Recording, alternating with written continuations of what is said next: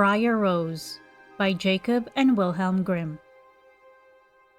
A long time ago, there were a king and queen who said every day, "Ah, if only we had a child." But they never had one. But it happened that once when the queen was bathing, a frog crept out of the water onto the land and said to her, "Your wish shall be fulfilled. Before a year has gone by, you shall have a daughter." What the frog had said came true, and the queen had a little girl who was so pretty that the king could not contain himself for joy and ordered a great feast. He invited not only his kindred, friends, and acquaintance, but also the wise women, in order that they might be kind and well disposed towards the child. There were 13 of them in his kingdom, but as he had only 12 golden plates for them to eat out of, one of them had to be left at home. The feast was held with all manner of splendor, and when it came to an end, the wise women bestowed their magic gifts upon the baby. One gave virtue, another beauty, a third riches, and so on with everything in the world that one can wish for. When 11 of them had made their promises, suddenly the 13th came in. She wished to avenge herself for not having been invited, and without greeting or even looking at anyone, she cried with a loud voice, "The king's daughter shall in her 15th year prick herself with a spindle and fall down dead." And without saying a word more, she turned round and left the room. They were all shocked, but the 12th, whose good wish still remained unspoken, came forward, and as she could not undo the evil sentence, but only soften it, she said, "It shall not be death, but a deep sleep of 100 years into which the princess shall fall." The king, who would fain keep his dear child from the misfortune, gave orders that every spindle in the whole kingdom should be burnt. Meanwhile, the gifts of the wise women were plenteously fulfilled on the young girl, for she was so beautiful, modest, good-natured, and wise, that everyone who saw her was bound to love her.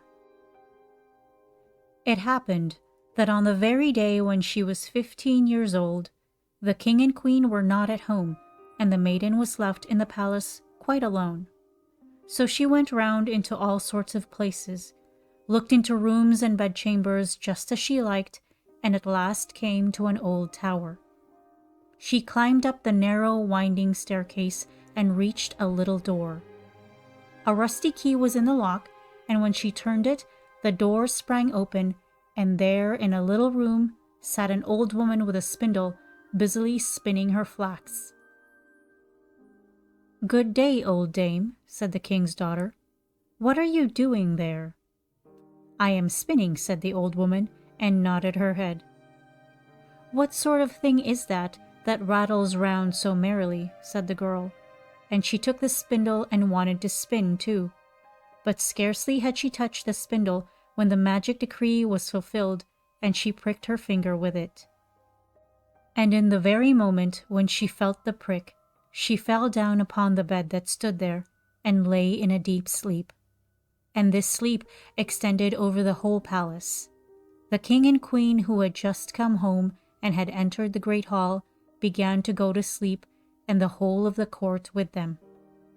The horses, too, went to sleep in the stable, the dogs in the yard, the pigeons upon the roof, the flies on the wall. Even the fire that was flaming on the hearth became quiet and slept. The roast meat left off frizzling, and the cook, who was just going to pull the hair of the scullery boy because he had forgotten something, let him go and went to sleep. And the wind fell, and on the trees before the castle not a leaf moved again. But round about the castle there began to grow a hedge of thorns, which every year became higher, and at last grew close up round the castle and all over it, so that there was nothing of it to be seen, not even the flag upon the roof. But the story of the beautiful sleeping Briar Rose, for so the princess was named, went about the country, so that from time to time king's sons came and tried to get through the thorny hedge into the castle. But they found it impossible, for the thorns held fast together as if they had hands, and the youths were caught in them, could not get loose again, and died a miserable death. After long, long years, a king's son came again to that country, and heard an old man talking about the thorn hedge, and that a castle was said to stand behind it, in which a wonderfully beautiful princess named Briar had been asleep for 100 years, and that the king and queen and the whole court were asleep likewise.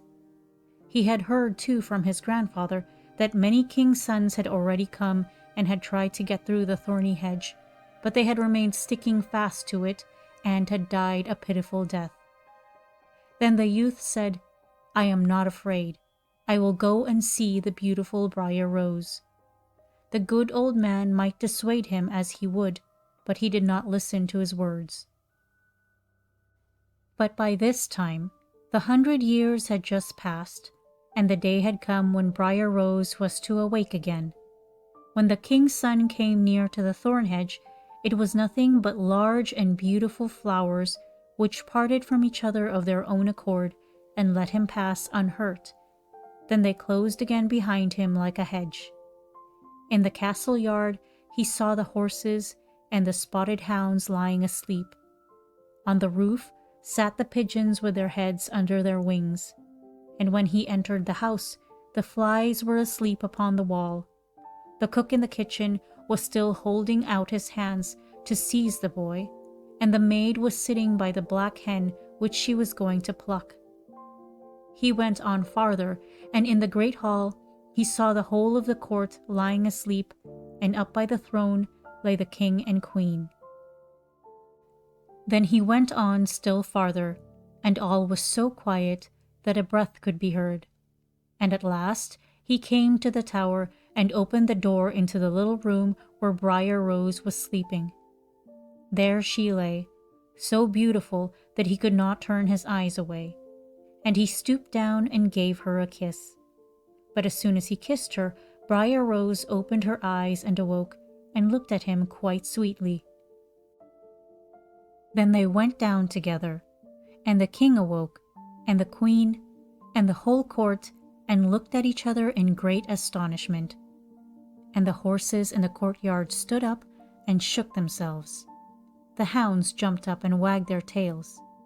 The pigeons upon the roof pulled out their heads from under their wings, looked round, and flew into the open country. The flies on the wall crept again.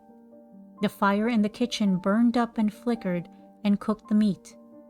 The joint began to turn and frizzle again, and the cook gave the boy such a box on the ear that he screamed, and the maid plucked the fowl ready for the spit.